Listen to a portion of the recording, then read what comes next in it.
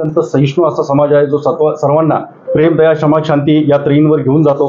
परंतु आज अशी परिस्थिती निर्माण झालेली आहे की या समाजाचं अस्तित्वच मुळात जणू काही धोक्यात आलेलं आहे. कारण कुठेच कन्सिडरेशन नाही आहे. अगदी कुठेच या समाजाला कुठे तुमच्या चर्चेमध्ये घेतलं जात नाही. कुठल्या निर्णय प्रक्रियेमध्ये या समाजाला त्या ठिकाणी इन्व्हॉल्व केलं जात नाही. मग ही जाणीवपूर्वक एक प्रकारची एक संविधानात्मक गोष्टीला एक तडा कुठेतरी गेलेला आहे असं मला या ठिकाणी निश्चितपणे जाणवतंय. आणि म्हणून मला एक गोष्ट सातत्याने सांगायची आहे की महाराष्ट्र राज्यामध्ये हा विखुरलेला 40 लाखाचा जो समाज आहे तो येणाऱ्या विधानसभामध्ये खूप चांगल्या प्रकारची निर्णायक भूमिका बजावू शकतो.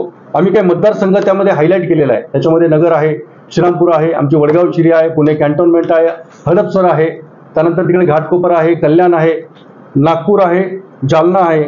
या सगळ्या भागांमध्ये आणि किंबहुना पिंपरी देखील, पिंपरी चिंचवड या ठिकाणी जे संख्याबळ जे आहे आपल्या या ख्रिस्ती समाजाचं ते अत्यंत महत्त्वपूर्ण निर्णायक असं ठरणारं मतदान निर्माण करणारं संख्याबळ आहे. आणि म्हणून मला या पत्रकार परिषदेच्या माध्यमातून मवियाला आणि त्याच्याशी संबंधित असलेल्या सर्व पक्षांना हे जाणीवपूर्वक सांगायचं आहे की ख्रिस्ती समाज यावेळेस आपल्याबरोबर उभा राहू इच्छितो का? तर उत्तर आहे हो. परंतु त्याच्यासाठी तुम्हाला या समाजाच्या मागण्यांचा विचार करावा लागेल. या समाजाच्या अडचणींचा, समस्यांचा विचार असाच टेकन फॉर ग्रांटेड असं पकडून चालणार नाही. तर आम्हाला देखील विधानसभा मिळावी, तसेच आम्हाला देखील प्रतिनिधित्व मिळावं, जेणेकरून समाजाच्या सगळ्या समस्या ज्या आहेत त्या विधानमंडळापर्यंत पोहोचण्यासाठी आम्हाला त्या ठिकाणी एक चांगलं द्वार त्या ठिकाणी ओपन होईल. यावेळेस आम्ही असं देखील ठरवलेलं आहे की त्यातल्या त्यात मविया जे आहे आणि ज्या ठिकाणी आम्ही एक महत्त्वाचे मतदारसंघांचा जो उल्लेख केलेला आहे त्या ठिकाणी मवियामधला जो कोणी घटक पक्ष असेल त्याला आपण त्या ठिकाणी जो संधी देईल त्याला त्या ठिकाणी आम्ही महत्त्व देणार आहोत. कारण की एखाद्या ठिकाणी जर विधानसभा आम्हाला त्या ठिकाणी मिळत असेल आणि त्या दृष्टिकोनातून त्या ठिकाणी स्थानिक ठिकाणच्या परिस्थितीनुसार येणाऱ्या येऊ घातलेल्या स्थानिक स्वराज्य संस्थांमध्ये संधी मिळत असेल तर त्या ठिकाणी आपण त्या घटक पक्षांना मवियाच्या आम्ही मदत करणार आहोत असं आमचं ठरलेलं आहे. त्यानंतर महामंडळाच्या बाबतीमध्ये मी थोडासा उल्लेख सुरुवातीच्याच काळामध्ये केला. तर महामंडळ अनेक समाजांना वाटलेलं आहे, मात्र यांना ख्रिस्ती समाजाला आमच्या दिलेलं नाही आहे. तर मदर तेरेसा यांच्या नावाने महामंडळाची मागणी आम्ही गेल्या 15 वर्षापासून केलेली आहे आणि ती मागणी अजूनही प्रलंबित आहे. तर आता तर हे राज्य सरकार बरखास्त झालं आणि नवीन राज्य सरकार याच्यामध्ये मवियाने बाजी मारावी अशी आमची नक्कीच इच्छा आहे. तर त्याच्यामध्ये ते ज्यावेळेस या शासनामध्ये येतील, ॲडमिनिस्ट्रेशनमध्ये येतील किंवा सरकारमध्ये येतील तर त्यावेळेस त्यांनी मात्र ह्या महामंडळाचा विचार निश्चितपणे करावा आणि आता येऊ घातलेल्या या विधानसभेमध्ये ख्रिस्ती समाजाला प्रतिनिधित्व मिळावं. त्यातल्या त्यात वडगाव शिरीमधून ख्रिस्ती समाजाचं संख्याबळ हे अत्यंत चांगलं आहे. केवळ निर्णायक नाहीये तर त्या ठिकाणी आमदार निवडून येऊ शकतो एवढं संख्याबळ त्या ठिकाणी आहे. जवळजवळ 41,000 त्या ठिकाणी आपलं संख्याबळ आहे. आणि बरोबरीने आपला अल्पसंख्याक समाज, कारण आम्ही रिजनल ख्रिश्चन सोसायटी ज्यावेळेस गेल्या 8-10 वर्षापासून आज समाजामध्ये कार्य करत असताना आम्ही केवळ काय फक्त समाजापुरतं नियंत्रित असं काम केलेलं नाहीये.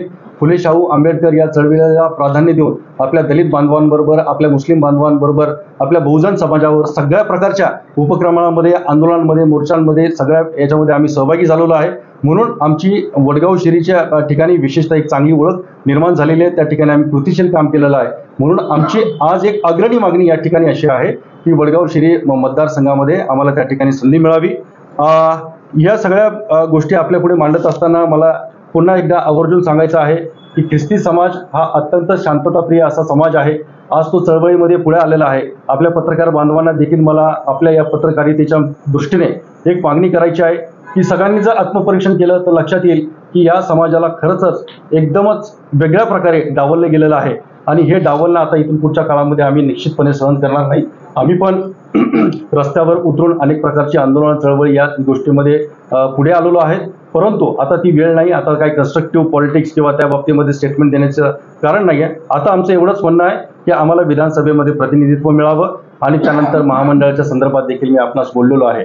आपण सर्वजण या ठिकाणी उपस्थित झालेला आहात त्याबद्दल मी तुमचे आभार मानतो आणि त्यानंतर आपण प्रश्न घेऊया. परंतु तत्पूर्वी सर मला एक बोलायचं होतं. माझ्या समवेत आमच्या कोकणी ख्रिस्त महासभेचे सदस्य सन्माननीय पीटर डिसूजा माझ्या बरोबर बसलेले आहेत. त्यानंतर आमच्या साऊदर्न आणि ख्रिश्चियन कॉन्फरन्सचे अध्यक्ष सन्माननीय फेबन सॅमसन बसलेले आहेत.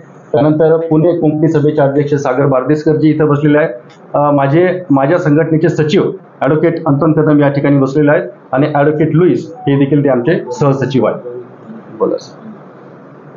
मागण्यासाठी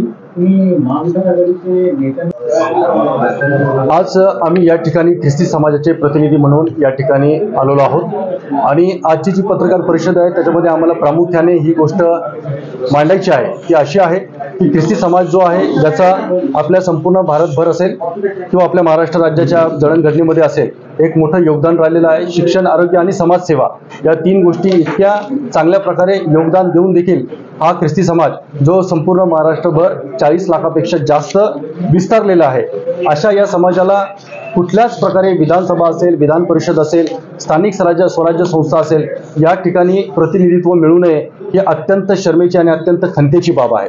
आम्ही देखील या समाजाशी जुळलेलो असताना आम्ही इथले भूमिपुत्र आहोत आणि प्रत्येकाच्या समस्या आहेत, प्रत्येकाच्या अडीअडचणी आहेत.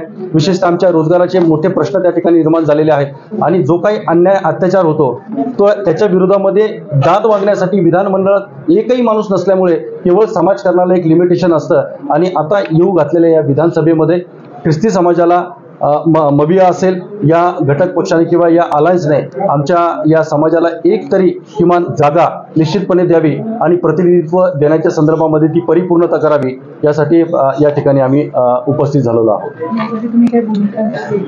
यासाठी भूमिका अशी आहे की गेल्या आम्ही निवडलेल्या 10 ते 12 मतदार संघामध्ये आम्ही बघितलं की त्या ठिकाणी आमचं मतदान हे अत्यंत निर्णायक असं मतदान आहे की जे खूप चांगल्या प्रकारचं प्ले त्या ठिकाणी करू शकतो. आम्ही एक निर्णायक एखाद्या तिथल्या उमेदवाराला पाडू शकतो किंवा निवडून आणू शकतो, किंबहुना आमचा उमेदवार त्या ठिकाणी निवडून येऊ शकतो.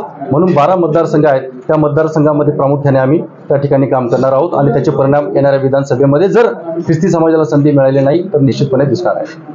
सर, तुम्हाला संधी मिळाली किंवा मिळाली नाही तर तुम्ही म्हणजे नाही मिळाली तर काय?